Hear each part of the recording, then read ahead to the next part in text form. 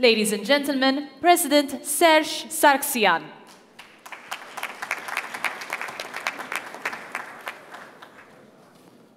Հարգելի պարոն նախագահ, տիկնայք եւ պարոնայք, նախ շնորհակալություն եմ հայտնում նախագահ Դոլին այստեղ հրավիրելու համար, իհարկե նաեւ հաջողություն եմ մաղթում Մալթայի ազգայնական կուսակցության նախագահ պարոն Բուզուտիլին ապագա խորհրդարանական ընտրություններում։ Տիկնայք եւ պարոնայք, ուրախությամբ պետք է արձանագրեմ, որ այս տարին շատ ակտիվ սկսվեց Հայաստան-Եվրոպական միություն հարաբերությունների տեսանկյունից։ Փետրվարի վերջին տեղի ունեցավ հիրավի պատմական իրադարձություն։ Բրյուսելում նախագահ Տուսկի հետ միասին մենք հաստատեցինք մեր երկկողմ հարաբերությունները կարգավորող նոր իրավական փաստաթղթի համապարփակ եւ ընդլայնված գործընկերության համաձայնագրի շուրջ բանակցությունների ավարտը։ Իսկ ընդամենը մեկ շաբաթ առաջ արդեն Երևանում կողմերը նախաստորագրեցին այն։ Նախատեսում ենք արևելյան գործընկերության առաջկա գագաթնաժողովին ստորագրել այս կարևոր փաստաթուղթը, ապավինելով նաև մեր գործընկերների աջակցությանը։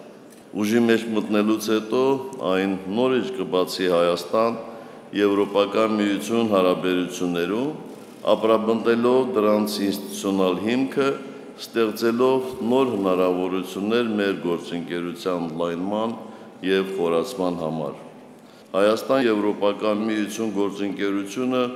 հաջողության պատմություն է, հաջողված գործընկերության մոդել, որը մի կողմից Հայաստանի եվրոպական օրակարգի հետևողականության, մյուս կողմից վերջին տարիներին Եվրոպական միության արևելյան գործընկերության երկրների հետ անհատական գործընկերություն զարգացնելու նոր մոտեցման արդյունք է։ Այս գործընթացում Հայաստանը սեփական փորձով ցույց տվեց, որ հնարավոր է համադրել տարբեր ինտեգրացիոն գործընթացներ, յուրաքանչյուրից քաղալով եւ յուրաքանչյուրին տալով դրականը եւ օգտակարը, ինչը միավորում է պետություններին, այլ ոչ թե բաժանում։ Հարգելի գործընկերներ, ընդամենը 3 օր հետո Հայաստանում տեղի կունենան խորհրդարանական ընտրություններ։ Սա կարևորագույն հանգրվան է սահմանադրական բարեփոխումներից հետո մեր երկրի ժողովրդավարացման ճանապարհին։ Հաշվի առնելով երկրի զարգացման առանձնահատկությունները, մենք մեր առջև խնդիր ենք դրել վստահ քայլ կատարել եվրոպական մոդելի ժողովրդավարության կառուցման եւ ժողովրդավարական հաստատությունների հետագա ամրապնդման ուղղությամբ։ Մենք հանձնառու ենք եւ անում ենք հնարավորը անցկացնելու միջազգային բարձր չափանիշներին համապատասխանող ընտրություններ։ Ընտրությունները դիտարկելու համար Հայաստանը հրավիրել է միջազգային բոլոր համապատասխան կառույցներին՝ ԵԱԿ ԺՄԻԳ-ին, ԵԽԿՎ-ին, Եվրոպական խորհրդարանին, ԵԱԿ եւ ԱՊՀ միջխորհրդարանական վեաժողովներին։ Շնորհակալ ենք Եվրամիությանը եւ իհարկե ԵԺԿ-ին Հայաստանի համար այս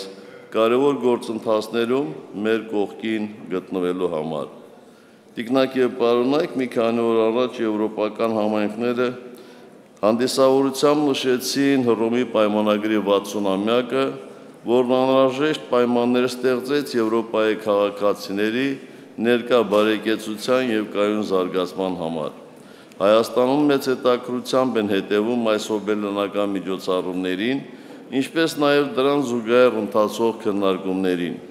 Եվրամիության պատմությունն առաջին հերթին խնդիրները միասնաբար լուծելու, տարաձայնությունները հաղթահարելու եւ վերջապես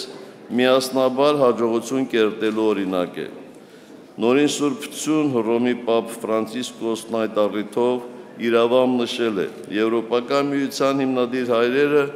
Եվրոպան չէին տեսնում որպես սոսկ արձանագրությունների եւ ընթացակարգերի մի ժողովածու։